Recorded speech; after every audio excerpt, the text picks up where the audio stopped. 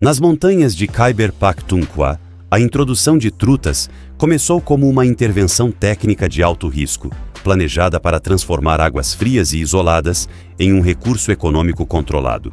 A operação partiu de uma premissa objetiva. Se lagos entre 2.000 e 4.000 metros de altitude ofereciam temperatura adequada, oxigênio suficiente e baixo nível de poluição, poderiam receber alevinos capazes de sobreviver, crescer e formar populações estáveis. Na prática, porém, cada etapa exigia precisão documental, logística e biológica. Os peixes saíam de criadouros em tanques oxigenados, seguiam de caminhão até o limite das estradas e depois eram transportados a pé por carregadores locais, atravessando trilhas longas, frias e instáveis. O menor erro de temperatura, atraso ou falta de oxigênio podia matar centenas de indivíduos antes da soltura. A aposta parecia ousada porque aquelas regiões quase não tinham tradição pesqueira produtiva e muitos moradores viam os lagos como ambientes pobres demais para sustentar vida em escala comercial. Mesmo assim, o projeto avançou com base em relatórios que identificavam potencial turístico, disponibilidade hídrica e comunidades com poucas alternativas de renda. A lógica era usar um recurso natural já existente, a água fria das montanhas, como base para uma nova cadeia econômica. Em vez de depender apenas de agricultura limitada, criação de animais e trabalhos sazonais, vilarejos como Chitral e Kalash poderiam atrair pescadores, guias, pousadas e pequenos serviços. O experimento, portanto, não foi apenas ambiental, foi também social, econômico e territorial. Milhões de alevinos foram liberados em pontos selecionados, enquanto técnicos registravam mortalidade, crescimento, adaptação e resposta local.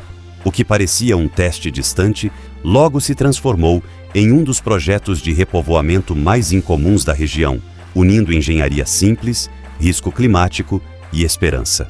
Cada peixe solto carregava uma promessa econômica, mas também uma incerteza científica difícil de medir no início.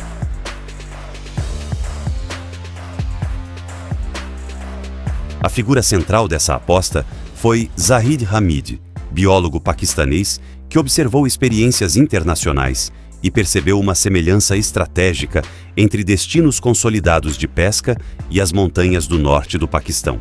Em países como Noruega e Nova Zelândia, a truta não representava apenas alimento, mas turismo, serviços, hospedagem, licenças, equipamentos e circulação de renda. Zahid interpretou esse modelo com um olhar técnico. As montanhas paquistanesas possuíam água fria, paisagem rara, isolamento natural e rios preservados. Faltava introduzir uma espécie capaz de criar valor econômico sem exigir grandes indústrias. Quando seu relatório chegou às autoridades, a proposta ganhou força, mas também recebeu resistência. A operação passou a ser chamada por alguns de loucura, porque dependia de sobrevivência biológica em ambientes extremos. O primeiro inverno confirmou parte do medo. Apenas uma fração dos alevinos resistiu. Lagos congelaram, trechos perderam oxigênio, transportes falharam e cálculos de rota se mostraram frágeis. Ainda assim, os sobreviventes revelaram algo decisivo. Havia adaptação. Um ano depois, os técnicos encontraram trutas com crescimento visível. No segundo ano, alguns exemplares ultrapassavam 1 quilo, contrariando a ideia de que aquelas águas eram pobres demais. A explicação surgiu na análise do alimento natural. Riachos aparentemente vazios carregavam larvas, insetos aquáticos e pequenos crustáceos, organismos quase invisíveis para moradores, mas suficientes para sustentar os peixes. Quando os primeiros turistas chegaram, a percepção local começou a mudar. Eles não viajavam apenas para levar um peixe para casa. Pagavam pela experiência de subir montanhas, lançar a linha em águas frias e viver uma paisagem rara. A aposta de Zahid, antes vista como extravagância, começava a apresentar evidências concretas de viabilidade econômica, embora ainda cercada por riscos ambientais e políticos. O projeto deixava de ser uma teoria escrita em relatório e passava a ser medido no tamanho, no interesse dos visitantes e na reação das comunidades.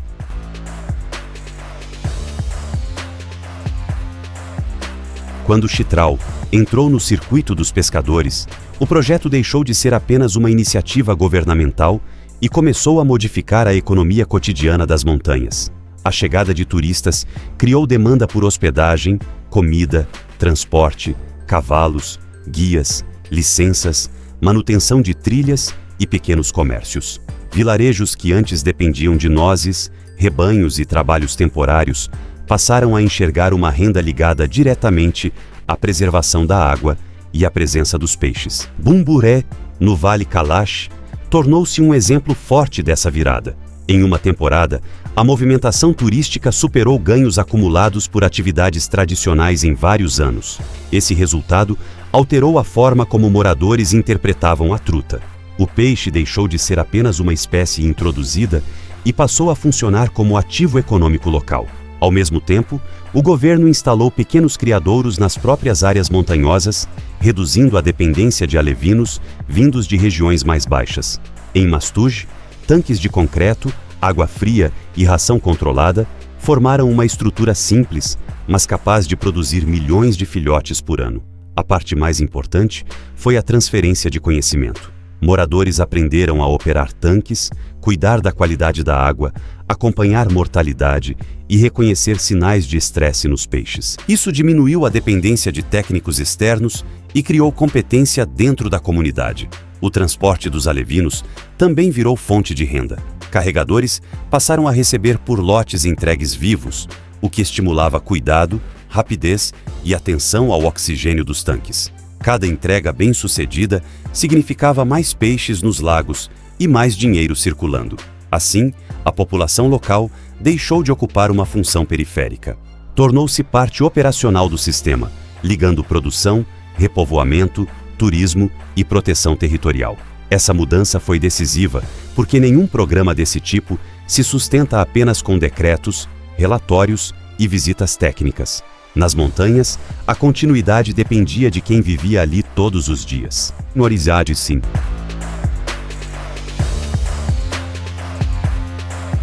O inverno de 2018 funcionou como um teste clínico de resistência para o programa. As temperaturas caíram além do previsto, a neve chegou cedo e os lagos menores congelaram antes que as trutas tivessem tempo suficiente para se estabelecer. Em vários pontos monitorados, os relatórios indicavam perdas severas. Alguns corpos d'água apresentaram mortalidade total, enquanto outros perderam grande parte dos alevinos por falta de oxigênio, congelamento da superfície e interrupção das rotas de acesso. Para Zahid Hamid e os técnicos envolvidos, aquele período expôs a fragilidade do planejamento inicial. A biologia havia sido considerada, mas a intensidade real do inverno, a distância entre as vilas e a dificuldade de resposta emergencial tinham sido subestimadas. O que salvou parte do projeto não veio de um protocolo oficial, e sim da reação dos moradores. Em Torkhal, homens abriram buracos no gelo para manter a troca de oxigênio. Passaram noites vigiando a superfície, quebrando novas camadas congeladas e mantendo fogueiras próximas aos lagos. No Vale Latko, mulheres transferiram alevinos para tanques improvisados dentro de casa, trocaram água diariamente e conservaram os peixes até a primavera. Quando os avaliadores chegaram, encontraram um dado decisivo.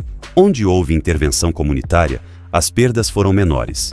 Essa evidência mudou o desenho administrativo do programa. Os moradores deixaram de ser vistos apenas como mão de obra e passaram a ser reconhecidos como guardiões dos lagos e rios. Ferramentas simples, como termômetros, tanques de emergência e picadores de gelo, ganharam valor estratégico. O inverno quase destruiu tudo, mas também revelou que o conhecimento local podia compensar limitações técnicas. A sobrevivência das trutas dependia tanto dos relatórios científicos quanto da vigilância humana. Depois dessa fase, a gestão precisou aceitar uma verdade simples. Em ambientes extremos, a comunidade não é apoio secundário, mas parte central do próprio sistema de sobrevivência local. Enquanto a sobrevivência dos peixes ainda era incerta, a disputa política crescia em Islamabad. Parlamentares questionavam o investimento milionário, a mortalidade inicial e a falta de retorno financeiro imediato. Para os críticos, o programa parecia deslocado das necessidades mais urgentes da região. Estradas, escolas, hospitais e infraestrutura básica pareciam prioridades mais claras do que levar peixes frágeis para lagos congelados. A acusação central era objetiva. Muito dinheiro havia sido aplicado, muitos alevinos tinham morrido e quase não havia turistas suficientes para justificar a continuidade. A defesa do projeto precisou ir além das planilhas.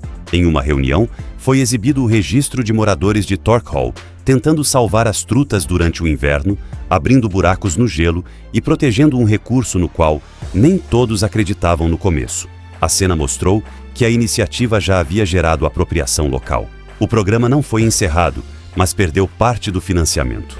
Ao mesmo tempo, surgiu uma preocupação técnica ainda mais complexa: o impacto ambiental. Trutas são predadoras, capazes de alterar cadeias alimentares, reduzir invertebrados aquáticos e competir com espécies nativas. Pesquisadores alertaram que a introdução poderia desequilibrar lagos de altitude, especialmente onde a densidade de peixes fosse alta. Estudos posteriores indicaram respostas diferentes entre os ambientes. Em alguns lagos, certos organismos diminuíram.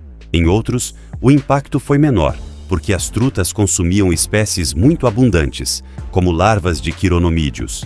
Mesmo assim, a dúvida permaneceu. O projeto passou a exigir controle de densidade, escolha cuidadosa dos locais e monitoramento constante. A disputa deixou claro que sucesso econômico não elimina risco ecológico. Nas montanhas, cada ganho precisava ser medido ao lado de possíveis danos invisíveis. A partir desse ponto, a truta deixou de ser apenas promessa de renda e passou a representar uma pergunta difícil: até onde uma inovação produtiva pode avançar sem comprometer equilíbrio natural?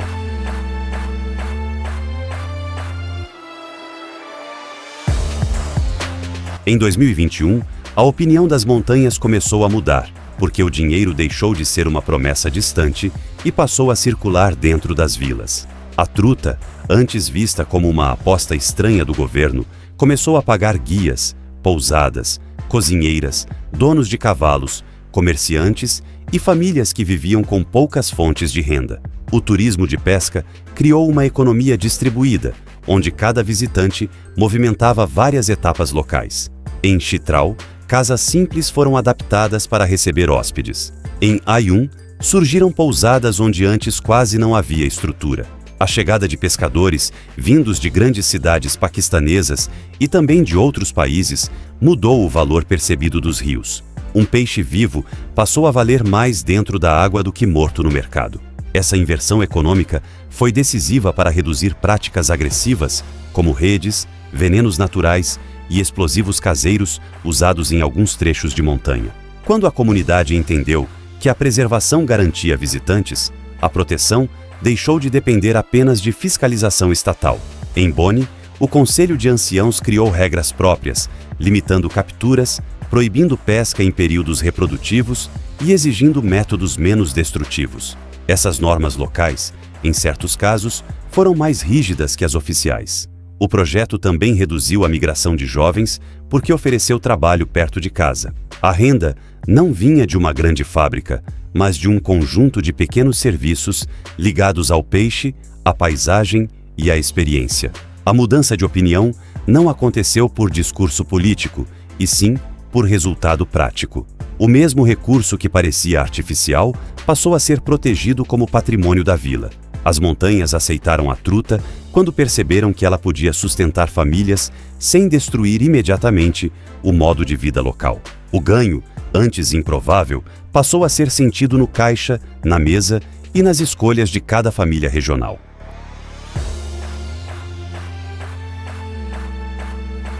Com o crescimento das populações, as trutas começaram a escapar dos limites definidos pelos mapas oficiais. O programa havia sido desenhado para lagos, reservatórios e trechos controlados, mas rios de montanha não obedecem linhas administrativas. A espécie se deslocou rio abaixo, ocupando áreas onde não havia soltura planejada. Primeiro, pescadores relataram capturas isoladas no rio Swat e no rio Chitral. Depois, surgiram grupos maiores, indicando reprodução e expansão. Essa movimentação surpreendeu os biólogos porque algumas trutas sobreviveram em águas mais quentes do que o previsto. Em certos trechos, a temperatura de verão chegava perto de 17 graus Celsius, acima do conforto esperado para a espécie, mas os peixes permaneciam ativos. O dado abriu possibilidade para uma segunda fase do programa em altitudes médias, porém, também elevou o alerta ambiental. Nos trechos mais baixos, as trutas passaram a dividir espaço e alimento com espécies nativas, como o marcir e a truta das neves.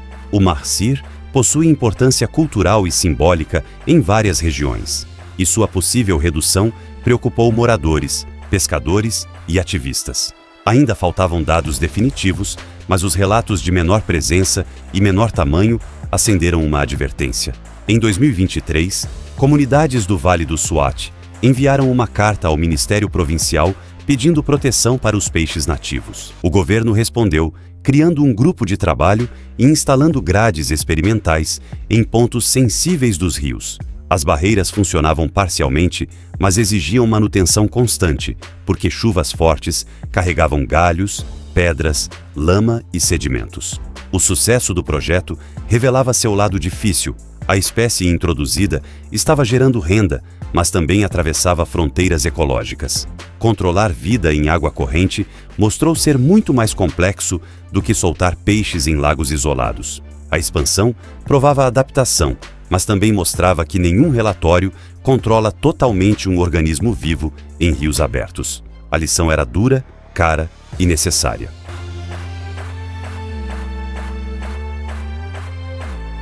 Com a chegada dos turistas, uma nova habilidade ganhou valor nas montanhas: a pesca com mosca.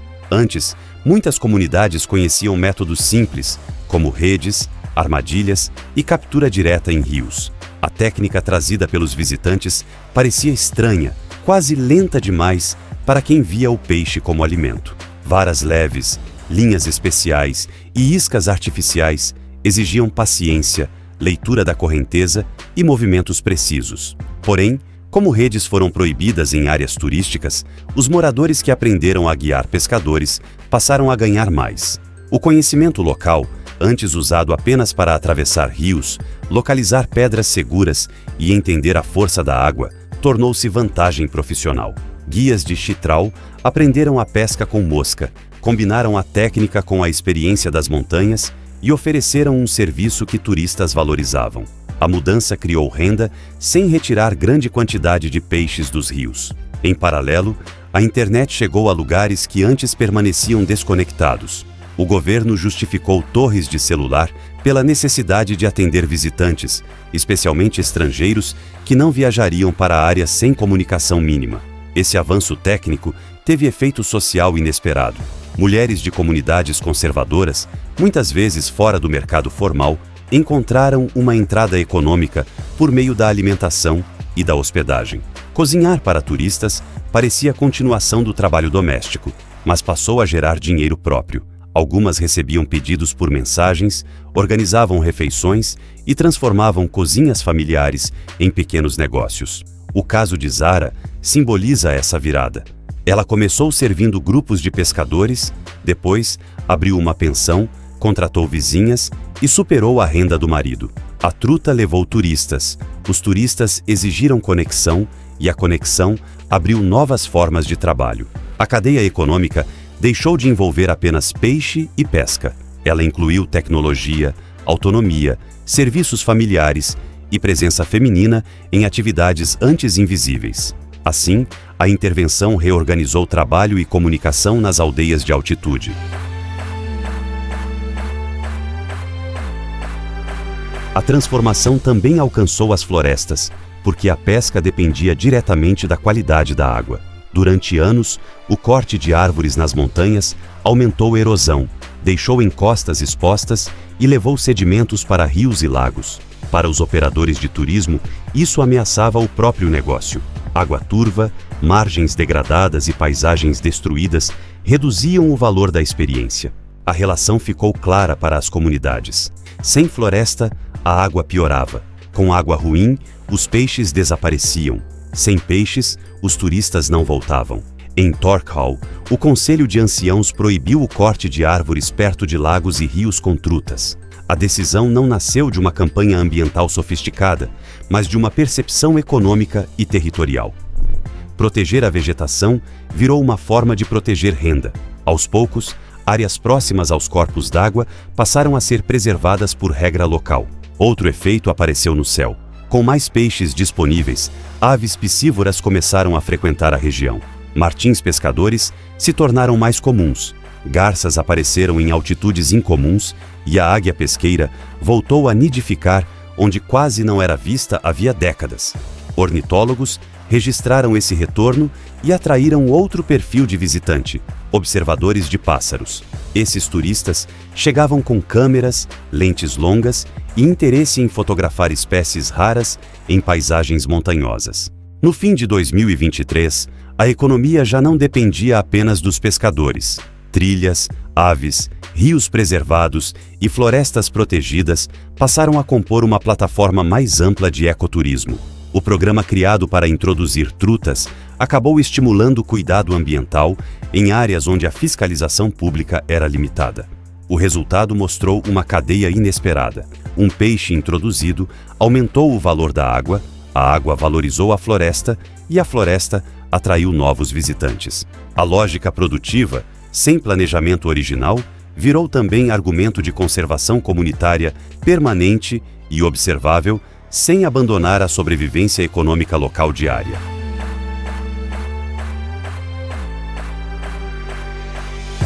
Em julho de 2023, a monção expôs a vulnerabilidade do sistema. Chuvas acima da média chegaram mais cedo, rios subiram em poucas horas e deslizamentos atingiram estradas, pontes e vilarejos. O rio Chitral avançou durante a noite, isolando comunidades como Boni por semanas.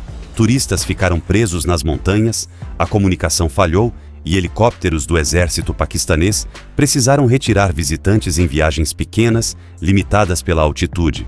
Ninguém morreu, mas houve feridos e casos de hipotermia. Para os biólogos, a expectativa era de perda severa entre as trutas. Enchentes poderiam arrastar alevinos, destruir áreas de reprodução e misturar populações que vinham se adaptando separadamente. O resultado foi mais complexo. Em muitos lagos, as populações não caíram. Em alguns, aumentaram porque a água trouxe matéria orgânica das encostas e ampliou a oferta de alimento. Nos rios, porém, o impacto genético preocupou. Peixes de lagos altos foram levados para trechos intermediários, trutas de afluentes chegaram aos canais principais e grupos antes isolados começaram a cruzar. Zahid Hamid comparou o fenômeno a um experimento natural que nenhum cientista teria autorização para conduzir. A enchente também revelou erros humanos. Muitas pousadas haviam sido construídas perto demais da água e foram destruídas ou danificadas. Sem seguro, moradores reconstruíram em áreas mais altas e afastadas das margens. Em 2024, o programa já mostrava seus dois rostos. Havia renda, turismo, proteção comunitária, retorno de aves e permanência de jovens. Mas também havia riscos ecológicos, ameaça a espécies nativas, infraestrutura frágil e decisões iniciais mal calculadas. A conclusão técnica era equilibrada. A truta criou oportunidades reais, mas não eliminou o custo ambiental da intervenção. A maior transformação veio das pessoas, que transformaram um recurso introduzido em economia, cuidado e responsabilidade local. Assim, o caso permaneceu aberto, produtivo, arriscado e tecnicamente impossível de resumir como simples vitória em qualquer relatório final.